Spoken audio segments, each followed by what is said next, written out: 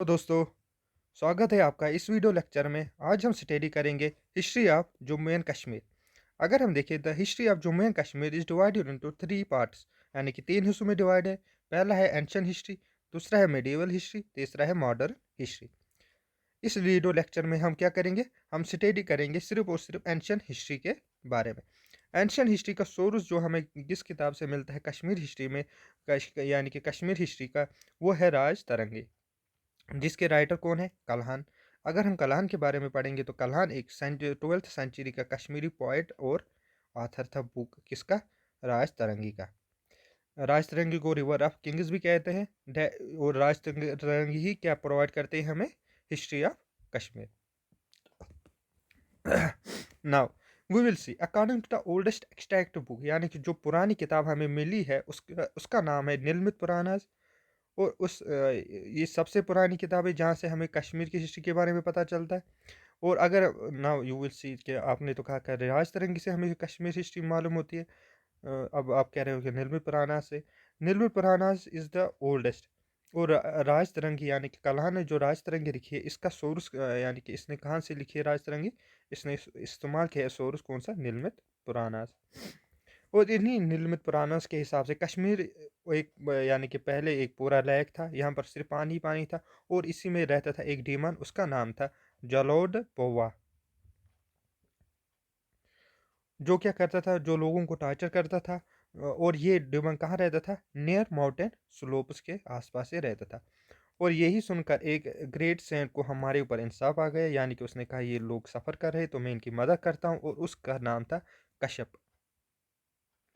उसने क्या किया, कश्यप ने क्या किया, उसने किया कि उसने जो माउंटेन पास था नियर वारमुल्ला, वारमुल्ला के पास जो माउंटेन पास था उसको उसने काट कर दिया, जहाँ से जो माउंटेन पास ब्लॉक कर रहा था वाटर को फ्लो होने से। और वाटर फिर जब उसने माउंटेन पास को काट किया, वाटर सीधे फ्लो हुआ। और वारमुल्ला का तो ये तो एंशियंट नेम है। What is the new name of modern name of Varmulla, it is Baramulla. और जैसे ही वो माउंटेन कट हुआ, जो लेक में पानी था वो ड्रेन हुआ, जाहिर सी बात है। द लैंड और ज़मीन अपेयर हुई। एंड द डीमन, और जो वो डीमन था उसको भी इसने मार दिया। और फिर क्या किया इसने किया कि बाकी जो लोग हैं आउटसाइड द इंडिया, जो आउटसाइड द कश्मीर जो लोग थे, उनको एनकरेज किया कि आप आओ सेटल करो कहाँ पर, इस वैली में। और जो वो लोग आए उन्होंने इस कश्मीर का क्या नाम रखा, कश्यप मार एंड कश्यपपुर। ठीक है।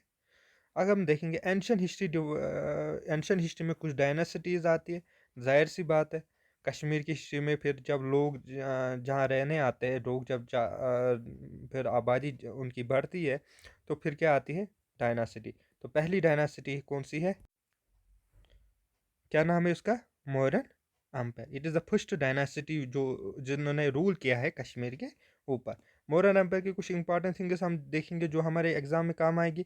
The great Mauryan empire Ashoka, इसका एक रिकॉर्ड मिलता है, इसका रिकॉर्ड मिलता है कि इसने रूल किया है कश्मीर के ऊपर। कल्हान ने ही इसका रिकॉर्ड लिखा है। और इसने ये भी लिखा है कि he was a follower of Buddhism, यानी कि अशोका का रिलीजस कौन सा था, बुद्धिज्म। तीन चीज़ें यहाँ से फिर समझ आती है हमें कि एक मौर्यन एम्पायर ने यहाँ पर रूल किया था अंडर विच किंग, अशोका। और ये रिकॉर्ड यानी कि हमें कहाँ से पता चलता है कि उसने यहाँ पर रूल किया था, from the writer who write and poet, हमें जानते हैं कल्हान ने। और हमें ये भी पता चलता है कल्हान ने ही अपनी किताब में लिखा है कि he was the writer, he was the follower of Buddhism. अब अशोका ने यहाँ पर एक रोल किया है तो उसने कुछ किए भी हो गए यहाँ पर। तो हम देखेंगे कि अशोका ने एक ओल्ड सिटी फाउंड की है और जिसका नाम है श्रीनगर। उसने बहुत सारे श्रीनगर में बहुत सारे टेम्पल्स बनाए या वाहज बनाए। और उसने एक ओल्ड शाइन को भी रिपेयर किया। नाउ और उसने क्या किया, उसने यहाँ पर मॉडर्न नेम बिजवारा का एक, मॉडर्न नेम तो बिजवारा है, पुराना नाम उसका विजवारा है। ये भी एक क्वेश्चन बनता है कि विजवारा का पुराना नाम क्या है, विजवारा। उसने वहाँ पर एक शिव टेम्पल बिल्ड किया, क्योंकि वहाँ की लोकल पॉपुलेशन मोस्टली हिंदू थी और लॉर्ड शिवा को वर्शिप करती थी, इसलिए वहाँ पर उनके हार्ट जीतने के लिए उसने क्या किया, शिव टेम्पल को बिल्ड किया। इट वाज, ये था एक मजनटहका, यानी कि एक सेलिब्रेटेड बुद्धिस्ट मिशनरी यानी कि बहुत जाने माने बुद्धिस्ट मिशनरी थे जो कश्मीर आए थे ताकि वो यहाँ के लोगों को बुद्धिज़्म सिखाए। चाइनीज़ ट्रैवलर हिन सेंग उसने मेंशन किया है कि यहाँ करीब करीब 500 मॉन्क्स आए थे कश्मीर, यानी कि अशोका ने भेजे थे ताकि वो यहाँ पर बुद्धिज़्म की टीचिंग सिखाए यहाँ के लोगों को। बहुत सारे यहाँ पर बुद्धिस्ट स्कॉलर्स आए, मिशनरीज भी आए हैं, इंटेलेक्चुअल भी आए जो परमानेंटली सेटल हुए फिर कश्मीर में। Naturally in the course of time money people, बहुत सारे लोगों ने बुद्धिज़्म यहाँ पर अपना लिया। नाउ ये था हमारा कौन सा मौर्यन एम्पायर और उसके कुछ इंपॉर्टेंट थिंग जो उन्होंने यहाँ पर किए। अब हम पढ़ेंगे सेकंड डायनेसिटी जो यहाँ पर आई थी, वो था कुशन एम्पायर। ठीक है, कुशन एम्पायर का एम्पायर कौन? कनिष्का। डेट अगर हम देखें 127 से लेकर 151 सी की बात है ये। वो एम्पायर था यानी कि कुशन डायनासिटी का। कौन? कनिष्का। उसने कश्मीर को कॉन्कर किया और उसने एस्टेब्लिश की यहाँ पर कौन सी एक सिटी, उसका नाम था कनिष्कापुर। क्या नाम था उसका? Kanishkapur. After the Mauryan Kashmir was occupied by Kushan, यानी कि मौर्यन के बाद कौन से किन्होंने ऑक्युपाई किया था कश्मीर को? कुशन ने। जाहिर सी बात है कुशन एम्पायर ने यहाँ पर रूल किया है तो यही अब रूल करेंगे। कलहन हिंद जो कश्मीर का पोइट था उसने बताया है कि यहाँ पर तुर्किश किंग आए थे। Indicate is without any Dawar, यानी कि डावर के बगैर कुशन ऑक्यूपेशन वैली का हुआ था। उसने 3 किंग उसके नाम भी बताए हैं, कौन कौन से? हुस्का, जुस्का एंड कनिष्का। हर एक के ऊपर क्रेडिट किया गया फाउंडेशन अता, यानी कि इन तीनों किंग बादशाहों ने एक टाउन को बनाया है, यानी कि टाउन बनाए हैं अलग अलग और उसका नाम भी अपने नाम से रखा है। हुस्का ने कौन सा नाम रखा है? हुश्कापुर, जशकापुर एंड कनिष्कापुर। और इन्हीं कुशन किंग्स ने, यानी कि कुशन किंग तो एक ही नहीं था, बहुत सारे किंग्स थे जब तक ये डायनेसिटी चली थी। उन्होंने बहुत सारे मंदिर भी बनाए, टेम्पल बनाए और विहार्स भी बनाए। अकॉर्डिंग टू मनी स्कॉलर्स, यानी कि बहुत सारे स्कॉलर्स के हिसाब से कुशिका ने ही हेल्ड किया था fourth greatest council of Buddhist church, यानी कि चौथी सबसे बड़ी काउंसिल ऑफ बुद्धिस्ट चर्च इसी ने हेल्ड की थी एट कुंडनवान। और ये कहाँ पड़ता है? अगर हम देखें नियर शालीमार गार्डन के नज़दीक एक कुंडनवार जगह थी उस टाइम पे, वहाँ पर उसने सबसे बड़ी यानी कि चौथे fourth greatest council of Buddhist church held रखी थी। हैन सेंग, यानी कि जो चाइनीज ट्रैवलर था हैन सेंग, उसने इस काउंसिल की प्रोसीडिंग की थी। करीब करीब 500 बुद्धिस्ट एंड हिंदू स्कॉलर, करीब करीब 500 बुद्धिस्ट और बहुत सारे हिंदू स्कॉलर्स ने इस मीटिंग को अटेंड किया था। और बहुत सारे लर्न कश्मीरी ब्राह्मण भी थे। किन किन ने मीटिंग को अटेंड किया था? एक तो 500 बुद्धिस्ट स्कॉलर्स थे, हिंदू स्कॉलर्स थे और लर्नर कश्मीरी ब्राह्मणस भी थे। और वासमित्री प्रिसीडीज ओवर इट इज सीजन। ठीक है यहाँ तक। सम ऑफ द ग्रेटेस्ट स्कॉलर, जो बुद्धिस्ट स्कॉलर के कुछ ग्रेटेस्ट जिन्होंने इस काउंसिल में हिस्सा लिया था उन वो कौन कौन से हैं?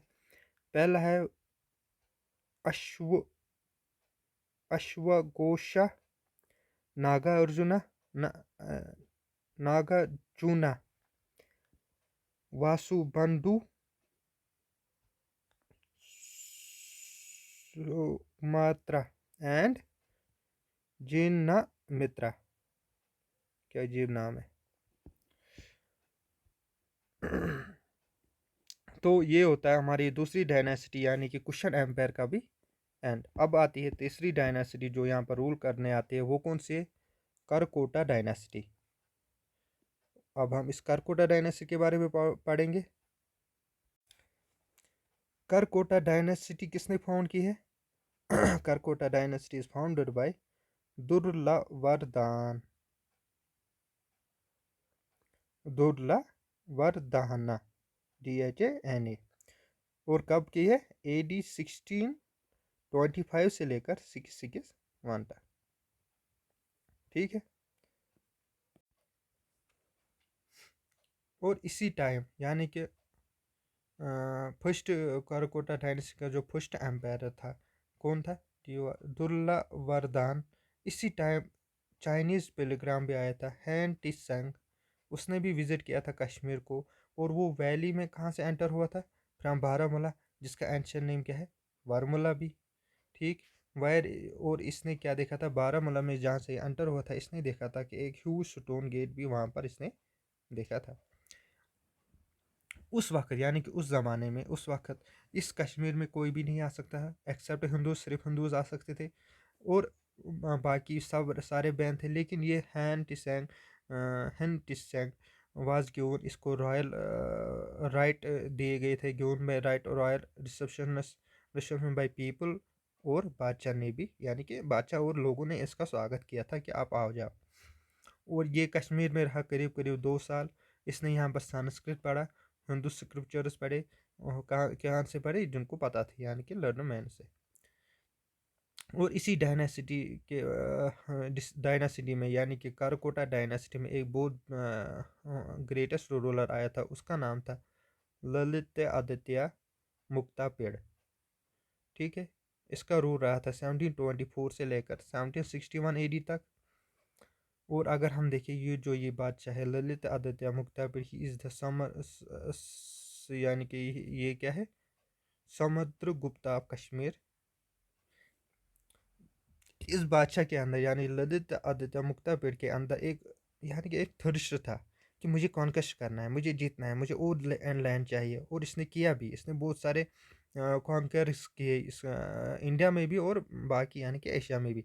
इसने पंजाब भी कॉन्कर किया, ईरान तक पहुंचा, ये बिहार तक पहुंचा, ये साउथ इंडिया तक पहुंचा था ये। इसने गुजरात से लेकर सिंध तक सारा कुछ कॉन्कर कर दिया था। यही था, यानी कि कौन? ललित आदित्य मुक्तापेड़, यानी कि समंत गुप्ता ऑफ कश्मीर, जिसने क्या किया? Finally broke the power of Arabs in Sindh में। इसी ने अरब्स का पावर ब्रोक किया। ठीक। जाहिर सी बात है, इनको क्या हो रही थी? जीत ही जीत हो रही थी हर जगह। ऑल दिस अनब्रोकन विक्ट्रीज, जब भी आप जीत रहे हो पूरा हर जगह, देखो कि इन्होंने पंजाब से लेकर कहाँ तक? सिंध तक। गुजरात से लेकर ईरान तक इसने अपना एरिया कैप्चर किया था। तो इससे क्या आती है? जीत से क्या आता है? घुमंड। और घुमंड से क्या किया उन्होंने? और लोगों ने कहा कि कश्मीरी लोगों को लगा कि हम हर जगह जीत रहे, हमारे पास इतना एरिया है गया। तो इन्होंने सेलिब्रेट किया इसको एक बहुत बड़े तरीके से। कल्हान, हमें पता ही है कल्हान इज़ द फेमस पोइट जिसने राज तरंगी लिखी है। वो इसी राज तरंगी में क्या लिखता है कि इसके, यानी कि nearly 400 years after the death of Lalit Aditya, इसके 400 बाद, यानी कि इसके मरने के 400 साल बाद भी, that that in his time, यानी कि फिर 400 साल बाद कल्याण आए थे। इसके टाइम में भी क्या इसके इस ये सेलिब्रेशन की जाती थी। Through out the valley celebration बनाया जाता था। अल बरूनी भी एक ट्रैवलर था। और ये किसके साथ आया था? मोहम्मद गजनवी के साथ ये एक ट्रैवलर था अल बरूनी। वो अपने ट्रैवल इंडियन कैंपेन में, यानी कि इंडिया में जब उसने ट्रैवल किया था, उस अपनी किताब तहरीक हिंद वो लिखता है। उसमें वो लिखता है कि द कश्मीरी जो है वो ऑब्जर्व करते हैं, यानी कि कश्मीरी सेलिब्रेट करते हैं चतरा के दिन as a day of victory. Kashmiri observe करते हैं second of Chaitra as a day of victory. और ये कौन सी विक्ट्री का सेलिब्रेशन चल रहा था? वही जो उन्होंने सेलिब्रेट किया था यहाँ पर ललित आदित्य के दौर में, जब वो जीत रहे थे, feeling A pride among the people. और विक्ट्री जब वो जीत रहे थे उस दिन उसने सेलिब्रेट किया। तो 400 साल बाद भी वो सेलिब्रेट कर रहे थे। ललित आदित्य अगर एक मिसाल के बहुत बड़ा कॉन्कर भी था, लेकिन वो बिल्डर भी था और उसने बहुत सारी चीज़ बिल्ड भी किए हैं। तो उनमें से एक एक जो शानदार उसने बिल्ड किया है, his capital near the sacred shine of kheer Bhavani. And उसने उस खीर भवानी का नाम क्या रखा था?